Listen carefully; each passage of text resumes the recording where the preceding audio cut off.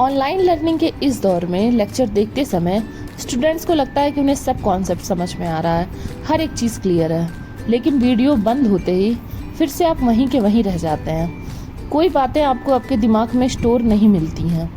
क्या बार बार notes revision करने से आप भी परेशान हो गए हैं? बार बार आप उस चीज़ को याद करने की कोशिश करते हैं, लेकिन वो चीज़ आपके दिमाग में बिल्कुल घुस नहीं रही। अगर ये सब चीज़ें आपकी प्रॉब्लम हैं तो ये वीडियो बिल्कुल आपके लिए है।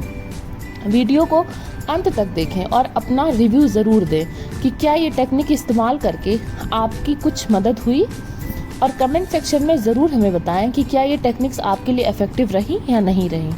तो वीडियो स्टार्ट करने से पहले आप कमेंट सेक्शन में जाकर यस लिखिए, और अगर आपको ऐसी वीडियोस और चाहिए तो और चैनल को सब्सक्राइब करिए। तो चलिए वीडियो स्टार्ट करते हैं। इस वीडियो में बेसिकली मैं आपको 2 ऐसी टेक्निक्स के बारे में बताऊंगी जो साइंटिफिकली प्रूवन है आपकी ब्रेन कैपेसिटी को बढ़ाने के लिए और आपकी मेमोरी को इंक्रीज करने के लिए।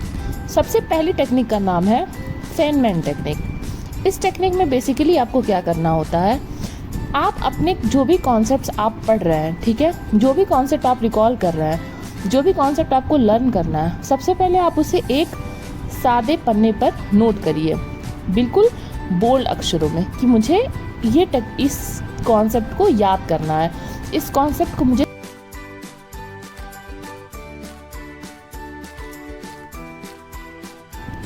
ठीक है।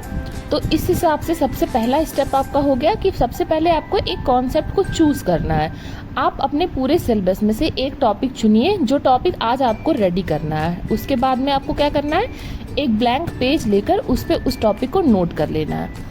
उसके बाद आपको क्या करना है, आप उस टॉपिक के बारे में अच्छे से पढ़िए, आप उसके बारे में नॉलेज इकट्ठा करिए अपने नोट से।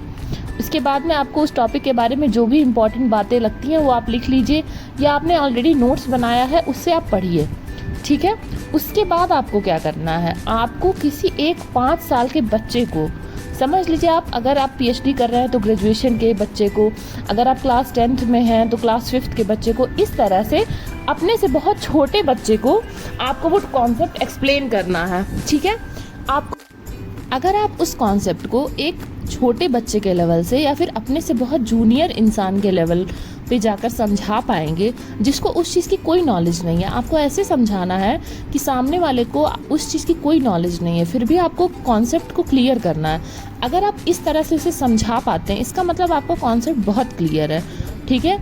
आप इमेजिन कर सकते हैं कि आप उसको समझा रहे हैं। अब ज़रूरी नहीं है कि आप किसी क्लास 5th के बच्चे को ले आकर समझाइए, आप बस इमेजिन करिए कि आप किसी क्लास 5th के बच्चे को समझा रहे हैं, ठीक है। और इस तरह से आपका कॉन्सेप्ट वो बहुत क्लियर हो जाएगा।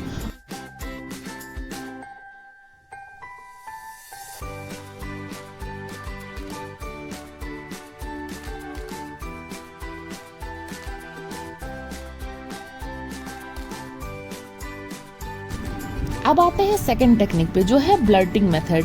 तो ब्लर्टिंग मेथड में हमें बेसिकली क्या करना है, सबसे पहले हमें अपने जो नोट्स हैं उन्हें बहुत ही फोटोग्राफिक मैनर में अरेंज करना है, मतलब बिल्कुल अच्छे से हेडिंग, फिर सब हेडिंग, फिर अच्छे से प्रॉपरली नोट्स, मतलब चीज़ें बिखरी हुई नहीं होनी चाहिए, इन्फॉर्मेशन बिखरी हुई नहीं होनी चाहिए, ठीक है।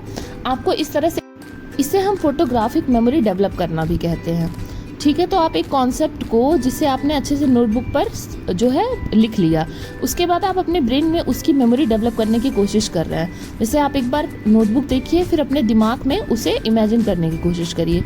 अब आपने कॉन्सेप्ट को पढ़ लिया, आप कॉन्सेप्ट को ढक दीजिए। उसके बाद में एक कॉपी लीजिए और उस पर लिखने की कोशिश करिए।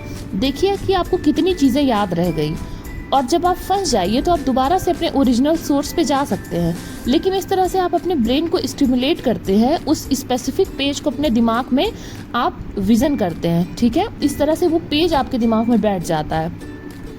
और ये टेक्निक स्पेशली तब काम आती है जब एग्ज़ाम हॉल में आप फंस गए। अगर मान लीजिए आपने कोई आंसर लिख रहे हैं आप, और एग्ज़ाम हॉल में आपको याद नहीं आ रहा कि इसके बाद क्या है या फिर मुझे कैसे करना है आगे प्रोसीड, तो आप जब इमेजिन करेंगे तो आपके ब्रेन में वो सबकॉन्शियसली जो स्टोर्ड मेमोरी है वहाँ से आप इसे एक्सेस कर पाएंगे।